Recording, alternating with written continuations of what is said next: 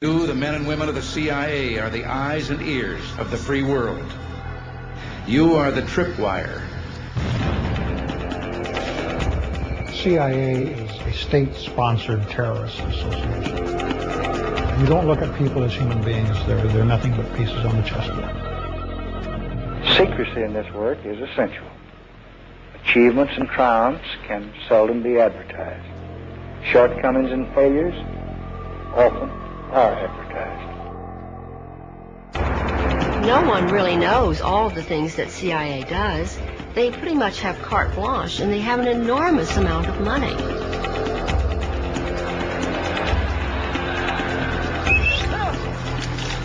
Yeah, maybe I'm overly naive, but I don't see what would be wrong with that. Now, we need more intelligence, not less. We must not diminish our intelligence. The CIA is not really an intelligence agency. It's a covert action agency.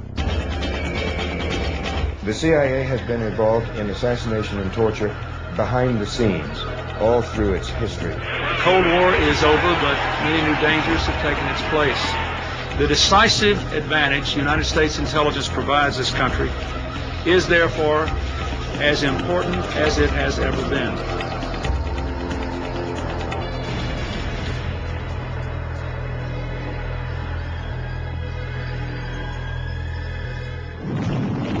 December 1941. The attack on Pearl Harbor sinks the Pacific Fleet.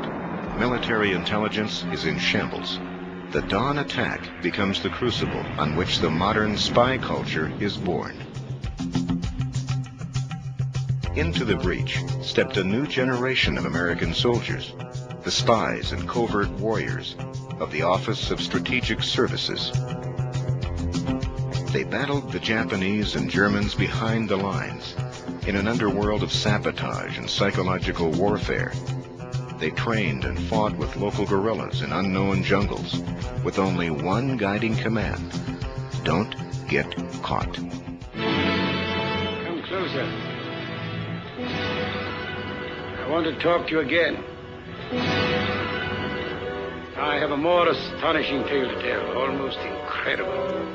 Shrouded in the mystery of Oriental ways, mysterious, sinister, evil little men from Japan.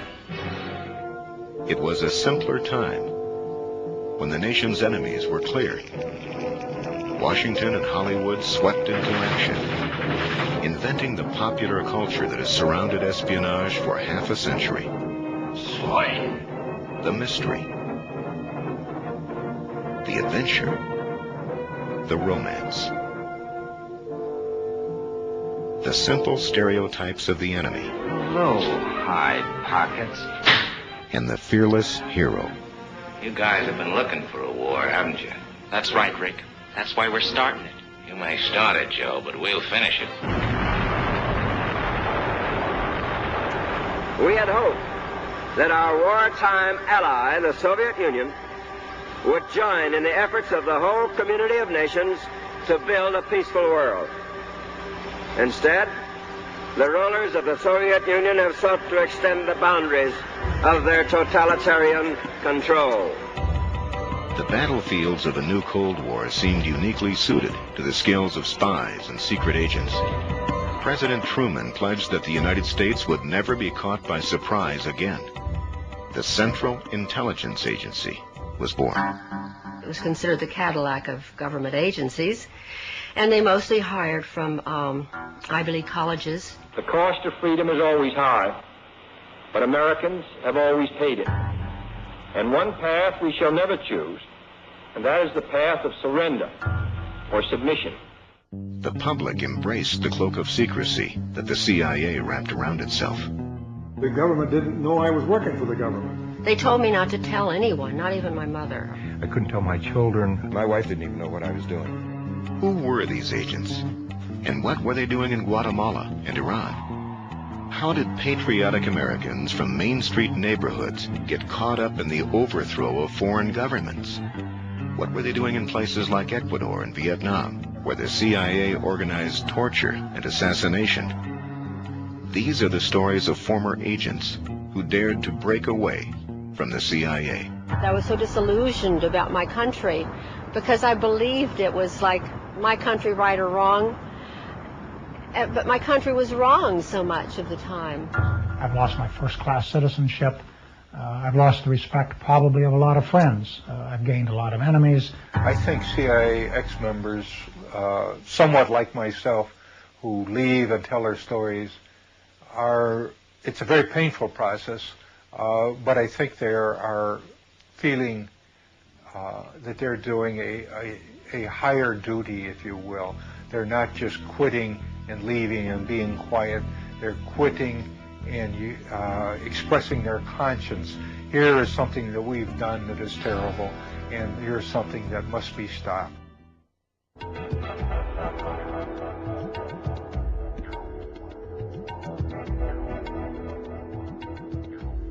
I played 4 years of football at the University of Notre Dame, and we were undefeated for all 4 years, 3 national champions, and I was the first team right tackle.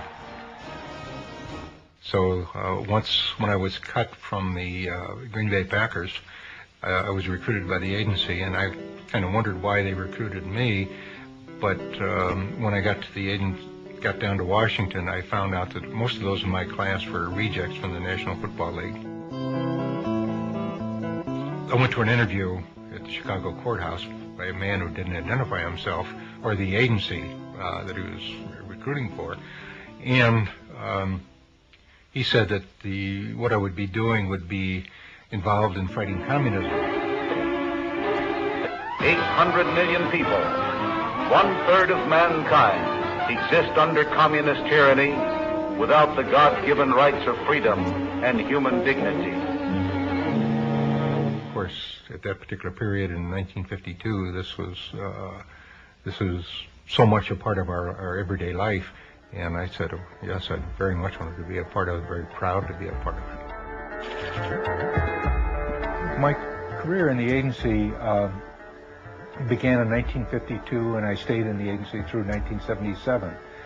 In the entire 25 years, I was in the Directorate of Operations, or also known as the Dirty Tricks Department. My second tour in Thailand was probably the most important, where I was assigned to work with the provincial police, which is a 50,000-man national police force, in developing an effort to counter the growing insurgency and to gather intelligence on that insurgency. And the program there was to interview or interrogate everyone in the village over the age of, say, 12. And in the process, we found out that the Thai Communist Party was much larger, much more active, much more effective than had ever been reported before. My initial reports received glowing commendations from everyone. And then all of a sudden, the program was shut down and I was sent home, and I couldn't understand this. I know now why they didn't want this information to be reported. Because if they acknowledged that the Communist Party in Thailand consisted of thousands of organized villagers, then they would have to have told the same truths about the communist movement in Vietnam, when the strength there of the communist movement was in the millions. And if we had ever admitted that, there would have been only one solution to what was going on in Vietnam, is to shut down the war and come home. We could not win. Men of the 101st Airborne Division land in Cam Ranh Bay.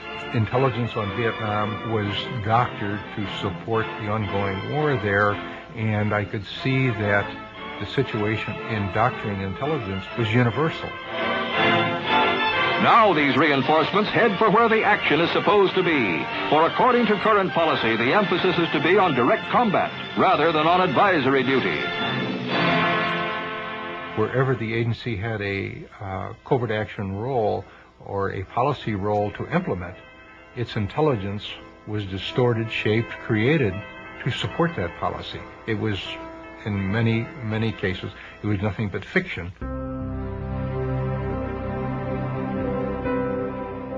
I think the worst thing I was involved in was the Phoenix operation in Vietnam, a countrywide assassination program. I was part of it.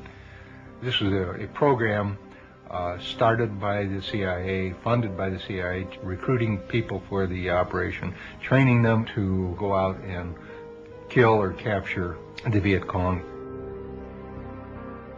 I came to realize later that we were shooting fish in a barrel, that most of the Vietnamese supported the other side and we were the intruders, and the Vietnamese were fighting for their own liberation from foreign domination. I went out to Vietnam to help save Vietnam for democracy.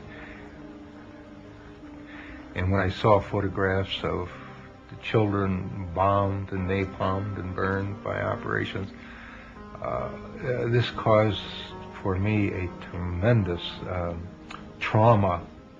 And I, for a number of months, contemplated suicide as my only out. This, of course, was never. I finally got over that effort and thought, well, what I should do with my knowledge is try to bring this knowledge to the American people, so that there won't be further Vietnams, there won't be further abuses. And since that time, I've dedicated my life to exposing the agency. The CIA called him an analyst with few peers. Well, upon leaving the CIA, this man wrote a book about it called Deadly Deceits. And now he has compiled a one-of-a-kind database resource on the subject called CIA Base. Please, a big welcome for Ralph McGehee. I feel that I am doing what I should be doing, and in that sense I'm happy. I am not happy in the sense that no amount of criticism of the agency, no amount of revelation of its dirty deeds, no amount of exposure of the weaknesses of the agency has weakened the CIA. But I do feel that at some point all of this is going to be impact on the awareness of the American people, and at that time there will be an attack on the CIA. I considered myself a good spy. I would be given a name of a student or a professor or a teaching assistant, and I would try to develop a relationship with this person and try to get them to say to me statements concerning the U.S. involvement in Vietnam and Southeast Asia. I was to infiltrate student groups to get copies of propaganda, meeting times, protest posters, this kind of thing. You're finally spy on campus.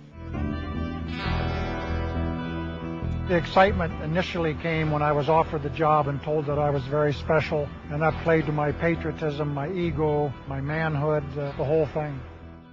It was 30 years ago, almost this month, that I was a senior on the Iowa State University campus, ready to get my aerospace engineering degree, and wondering what I was going to do in light of the nation's deepening involvement in the quagmire of Vietnam. There were anti-war demonstrations on college campuses and in cities from Los Angeles to Washington. Draft card burnings became common, and the chant of "Hell no, we won't go" was the theme of the protest generation. It was then that the CIA appeared on campus, and they began their largest illegal domestic operation in history, called Chaos. The FBI and Hoover thought U.S. college student demonstration against the Vietnam War was being manipulated and funded from abroad. President Johnson didn't believe it, so he actually authorized the CIA to start an illegal covert operation inside the country. And I became the eyes and ears of the CIA on the Iowa State University campus. Iowa State University. The opportunities are here. I initiated files on students of my own interest, even without the CIA's knowledge. There was this young lady who caught my eye on campus, and I tried to date her, and she refused. So I initiated a file on her, and that was personally for my own benefit. I did that for my senior year, and on graduation, I thought my responsibilities at the agency would end when I went to work for McDonnell Douglas in St. Louis. But it didn't work out that way, and eventually I was assigned to Canada. I did that for my senior year, and on graduation, I thought my responsibilities at the agency would end when I went to work for McDonnell Douglas in St. Louis. But it didn't work out that way, and eventually I was assigned to Canada, posing as a anti-Vietnam War engineer. Now, the agency knew that Fidel had gone around the island and built all these small dams. He actually wanted 2 growing seasons a year. Needed somebody to seed the clouds so it would rain and he could store the water.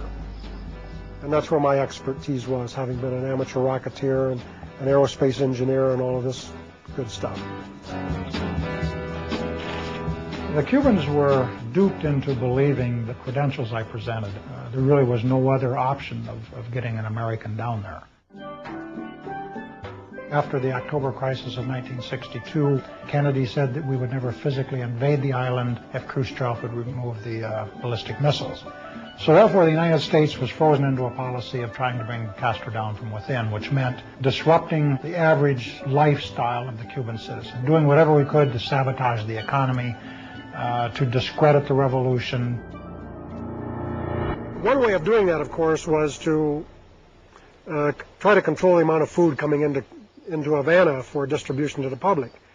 And if we could do that by puncturing tires on a truck loaded with tomatoes for the market, or if we could cause a truckload of whatever, onions or fresh fruit or meat to become putrid or be stolen or contaminated on the way into town, we would do that. And I remember one particular instance, a brand new secondary school that had opened up in the countryside was going to receive its week's supply of fresh milk. And we bribed the driver of the truck. We knew where he stopped to have breakfast on his route. We wanted him to take a few extra minutes so we could put cement powder into the milk. We declared war on school children. That shouldn't be the policy of the United States government. You don't win friends and influence people that way, declaring war on children and innocent civilians. A big mistake, but the U.S. government orders it and participates in it. And the CIA's goal eventually was to increase this frustration level to a point where there would be a civil revolution within Cuba to bring him down.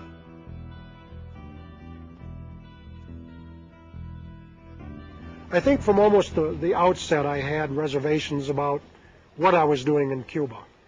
And that's because, just in general, I didn't enjoy harming people.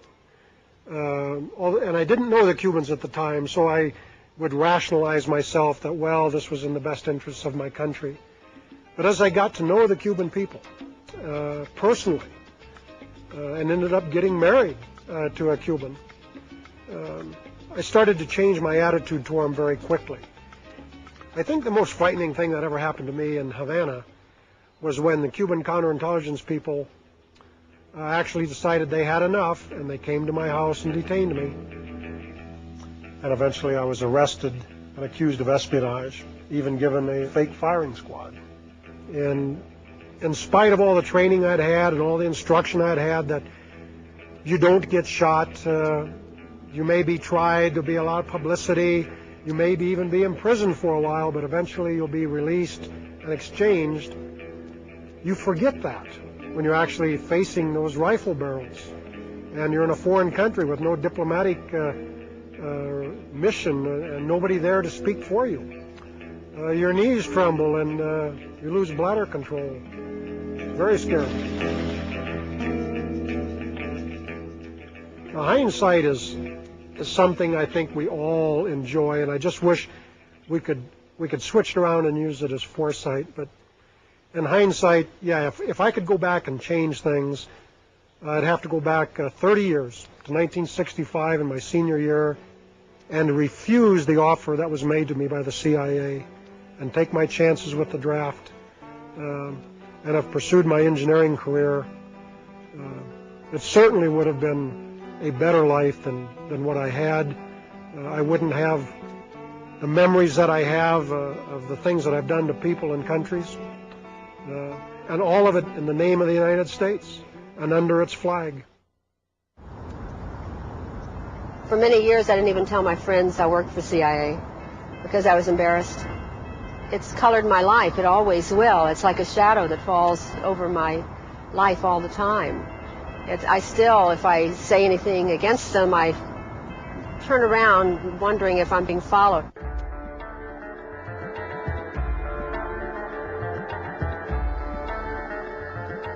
I never even thought of joining the CIA. First of all, I thought I probably couldn't get in because it was considered the Cadillac of government agencies, and they mostly hired from Ivy League colleges, and I was just out of high school, went right to work for Veterans Administration, and actually it was the typewriter repairman came in to repair my typewriter one day, and he said, you know, you shouldn't be working here, you should be working at a nicer place. They test you a lot.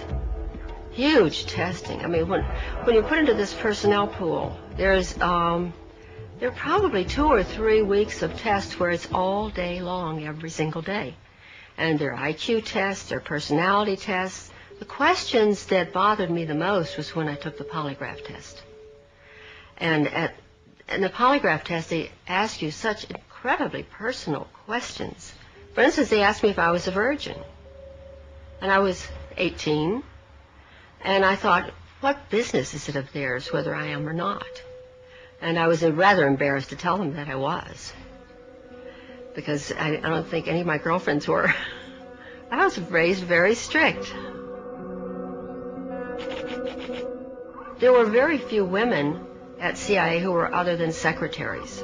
It was very sexist. It was the male establishment, the white male establishment. I asked a couple of times why it was that there were no blacks there and why there were no gay people there, although they didn't call them gays in that time. In those days, I think they called them queers in those days. And they said because homosexuals could not be cleared because they could be blackmailed. They said that blacks couldn't be cleared because blacks just weren't, they were just still too primitive. They just weren't usually smart enough. And they didn't have the kind of background that white people had. I mean, I didn't think that much at the time because it was like sort of standard operating procedure. But when I think about it now, I'm really quite shocked how you probably would never get a job if you were black. I was assigned as a secretary in the audio surveillance division. They were experts on listening devices and hidden microphones and that sort of thing. I did also very often help the operatives get the documents that they needed. Once in a while, I'd have to make a quick trip to the State Department to pick up their passports. And sometimes, if we couldn't get the passports in time, then I'd have to go over to Graphic Arts Reproduction Division so that they could forge one for them. Most of them were artists in there, but they were recruited from prisons because they were forgers, and they were master forgers. They were people who knew how to forge money, and they forged all kinds of things. That's how they made their living. And so the FBI would arrest them, and then the CIA would come and spring them. Then I went to technical services, where I was in charge of finding documents that you don't find in libraries, like where you put explosives on a bridge. Where's the best place to put an explosive on a bridge, and what kind of explosive do you have to get that goes underwater without destroying its effectiveness.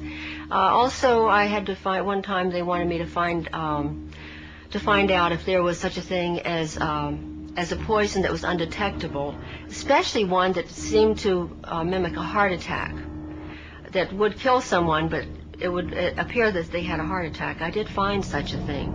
Does this pistol fire the dart? Yes, it does, Mr. Chairman, and a special one was developed which potentially would be able to enter the target without perception.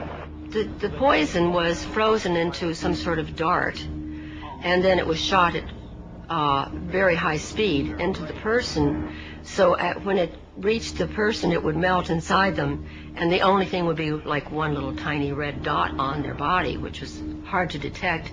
There wouldn't be a needle left or anything like that in the person. But also the toxin itself would not appear in the autopsy? Yes, so that there was no way of perceiving that the target was him. I think the first time that I seriously questioned anything that was more than I just couldn't take it anymore was when I came across this document. It was eyes only, and it was to my boss, but he only had one hand and a hook in the other hand, so I always opened all of his mail and his packages and so forth. And this one, he wasn't in the office. I opened it and I read it. It said eyes only. I wanted to read it because I wasn't supposed to, probably. And it was a report about a mission where they had blown up a bridge in Asia somewhere, and they had killed a number of women and children who were on their way to market that morning.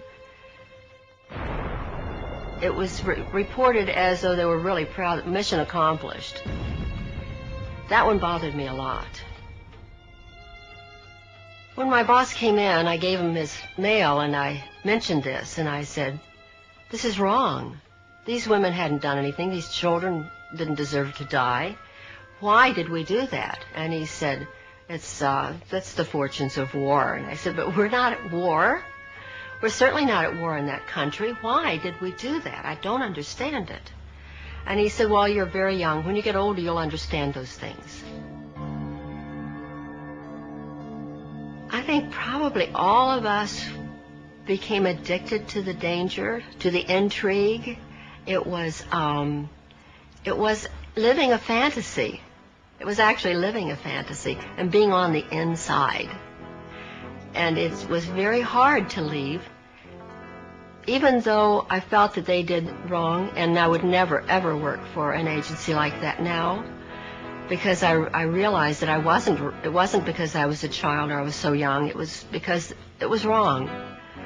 But at the time, it was really exciting. After that, there was no other job I could have ever again in my life that would be that exciting. I knew that. During this period in Ecuador, I got involved in all these different types of operations. I was running around here, running around there, working with the police intelligence and military intelligence, falsifying documents as provocations to get people landed in jail. Running a surveillance team, which was a team that would follow people around in the streets. They had radio communications with vans. It was very exciting at first. And you had, at 25, 26, 27 years old, you had this sense of power, which is intoxicating, really, for such a young person.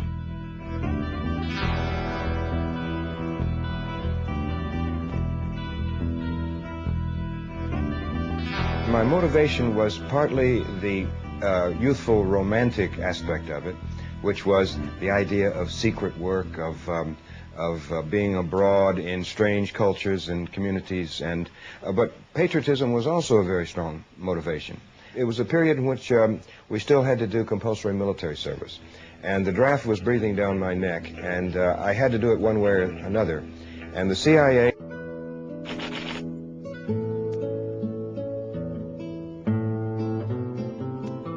I was sent down to Quito, Ecuador, where I worked for a period of 3 years. Poverty breeds anger and despair.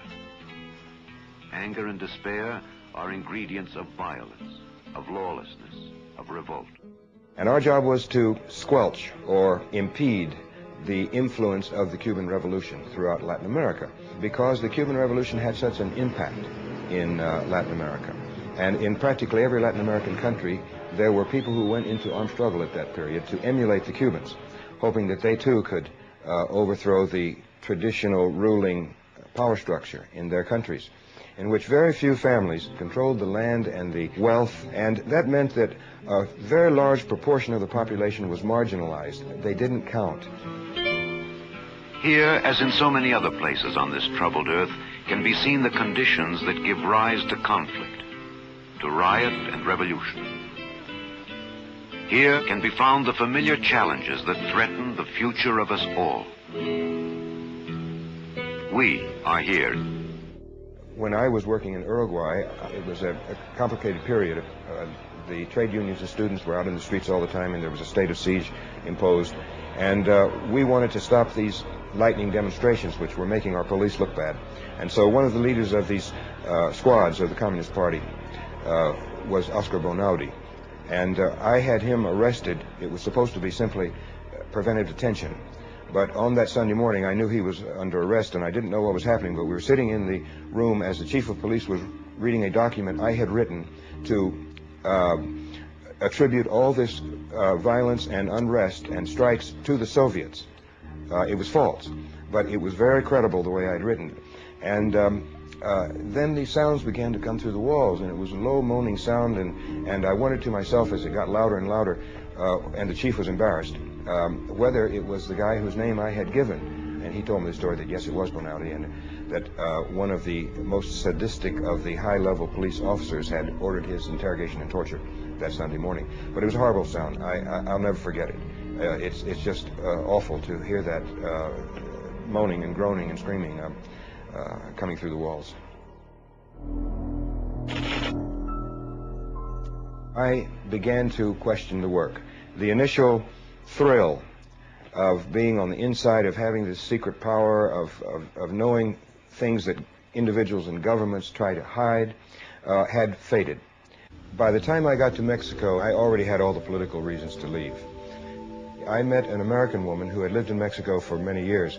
This would be October of 1967. And at dinner, she suddenly went into a tirade about Che Guevara because he had just been killed. He'd been captured and executed, and it was just out in the papers that day. And so she was furious. She went into this tirade about this horrible, stinking CIA that had murdered the best hope for Latin America in generations. And she loved Che Guevara. She thought he was the most wonderful man in the world. And I was in love with her, and she was in love with me, and I thought to myself as I sat there at dinner, I said, wow, what am I going to do? And so the upshot is that she was the personal factor which led me actually to say, I'm quitting now.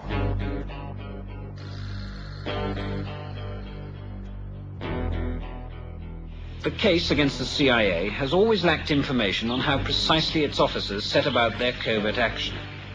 Philip Agee, now living in Cornwall, was such an officer, and his diary, to be published by Penguin in the next few weeks, gives his version of what life is really like inside the agency.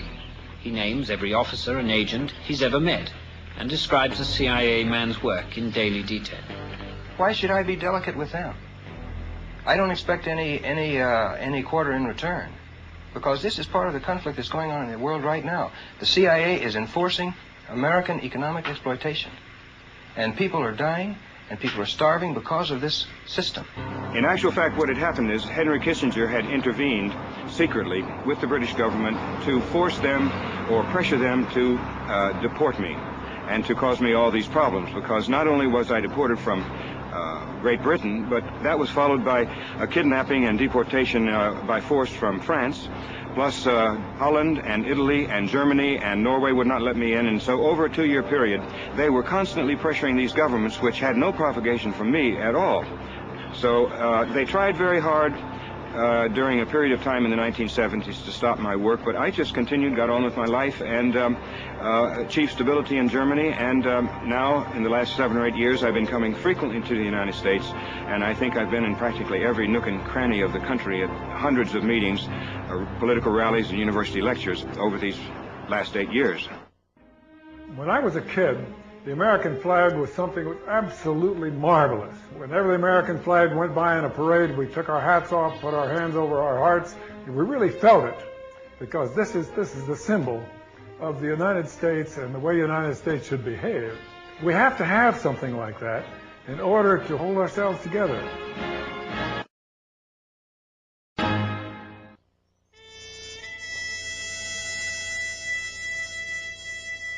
In those days, the Depression was really seriously affecting everybody, and me too. Along about that time, I began to travel to different shooting matches in the Midwest, and I finally got to shooting against the U.S. Marine Corps team. And I used to beat the Marines, every one of them, and the captain of the Marine team came to me and said, "Son," he said, "have you ever thought about enlisting in the Marine Corps?" And I said, "No, Captain, I never have." And he said, "Well, I tell you what, if you would enlist in the Marine Corps, when you're finished the training in Paris Island, I'll see that you're assigned to the Marine Corps rifle and pistol team." And I said, "Geez, you know, I'll be getting paid for shooting." I was scared stiff, of course. And we went up there and went in the Commandant of the Marine Corps' office. So he said, well, this young man is a specialist in marksmanship training, and we would like to commission him in the Marine Corps. I said, commission? Oh, my God. He says, we've never done anything like that before. Commission man from civilian life. And he said, well, sir, I think this is the time to do it. He scratched his head. He said, I think you're right. Young man, you're a second lieutenant in the Marine Corps. I said, oh, my God, this is terrible. I went through World War II as an officer of the Marine Corps, came back, and one night the doorbell rang, and I went, here's a nattily dressed man in his nice suit and a snap-brim hat, and he said, may I come in? And I said, well, I think you better identify yourself. Who are you? Well, he said, I know who you are, and you've been recommended very highly to our organization. I said, what's your organization? Well, I'm not at liberty to tell you what the organization is. And I said, this is crazy. So he said, well, come on in. He was a little guy, and I thought I could handle him pretty well. And they said, you have been accepted in our organization, and we want you to go to Central America. And I said, what? Central America? Come on. So that's how it happened.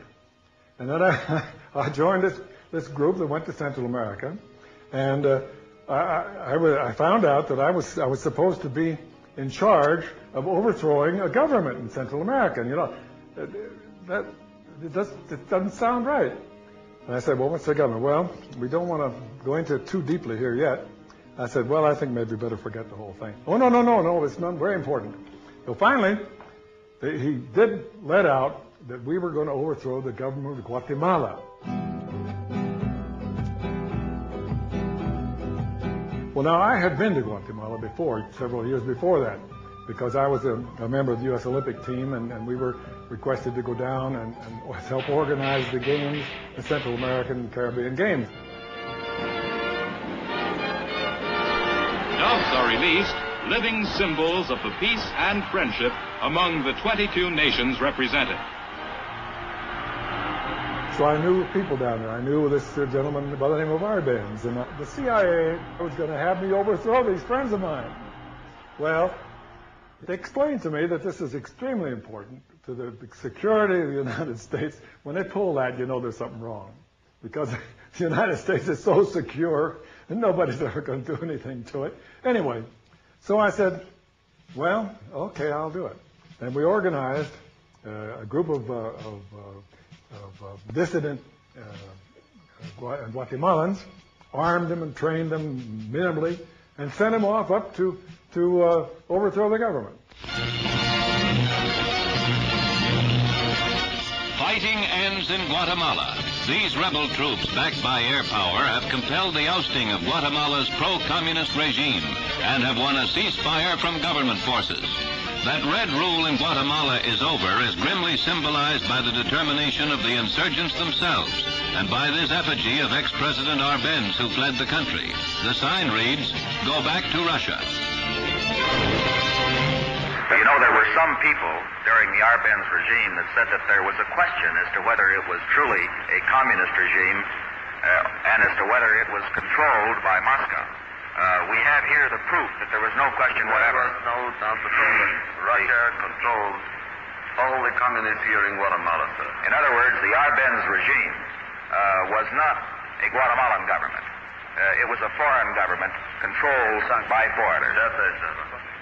Well, what happened was that they went up there and caused great bloodshed and great damage, which has never been corrected even to this day. That started the whole thing in Guatemala, and what we're having all this trouble today.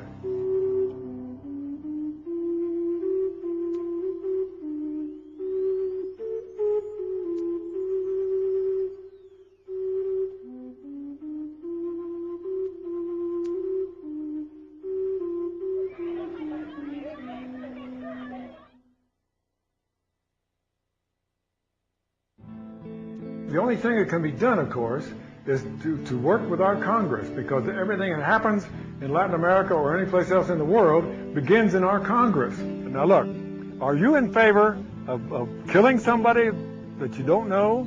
Are you in favor of torturing somebody? Are you in favor of locking people up in dungeons and things? Are you really in favor of that? Because I don't think you are. And I think I can get that across pretty well if I get a chance to talk to them like that. I feel that because of the problems that I went through, the realizations that I came to, the efforts that I've taken to counter, people may call it this monster, that I am contributing so much now that I could not have contributed had I not joined the agency. There's no way I can make amends, but certainly helping in this effort to expose the abuses of our intelligence services, perhaps in some small way will help pay that debt.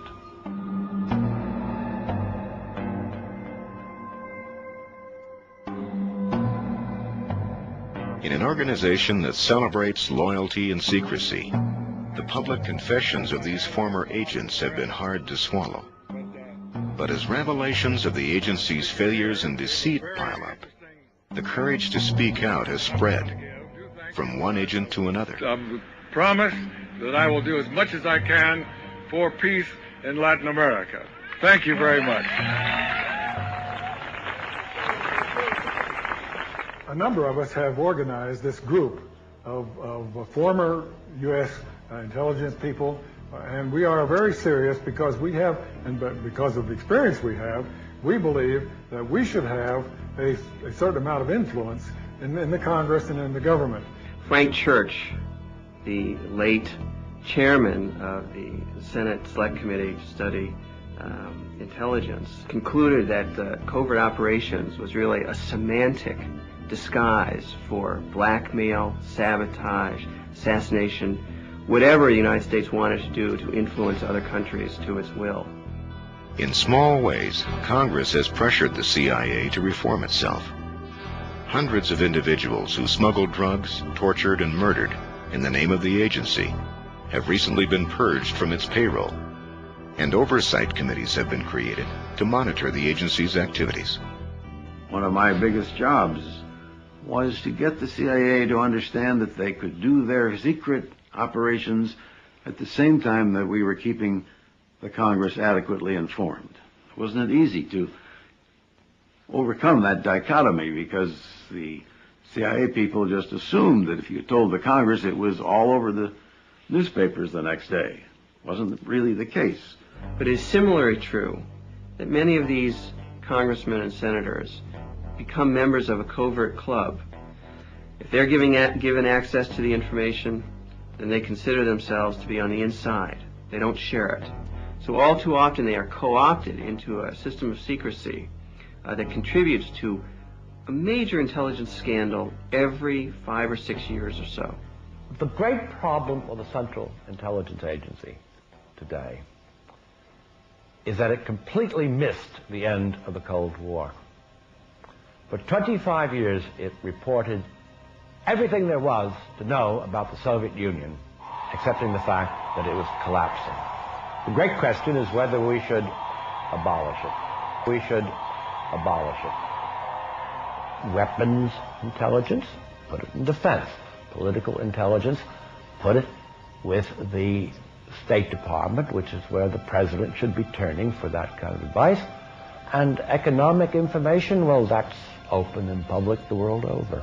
But until the American public know how much the CIA receives in money every year, and know how many people they have, and what they're doing all over the world, the CIA will continue to bumble along in some sort of romantic role that they've ascribed unto themselves, and the American people attribute to the CIA, because we know nothing about it.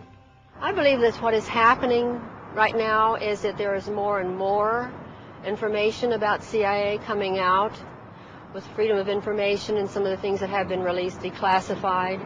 We're finding out a lot of things, and I think that the American people are going to say, no, we can't do that. It's immoral. It's wrong. It's against everything I believe in. It's not patriotic. It's not good. It's not good even for our country. It certainly is not good for the world.